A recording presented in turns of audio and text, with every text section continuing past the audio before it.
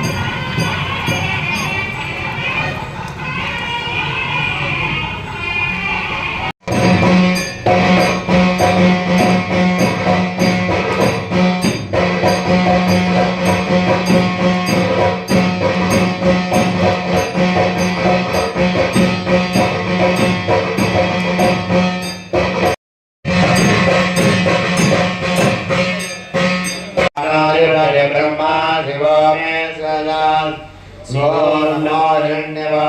हिरण्यवरुणाय हिरण्यरूपाय हिरण्यपतये अंबिकापतये उमापतये पशुपतये नमो नमः सगं सत्यं परब्रह्म पुरुषं देवाय नमः ज्येष्ठाय नमः श्रेष्ठाय नमः यज्ञगोलक्ष्मीम्बिकाय नमः आनन्दगोलाकर्पूरं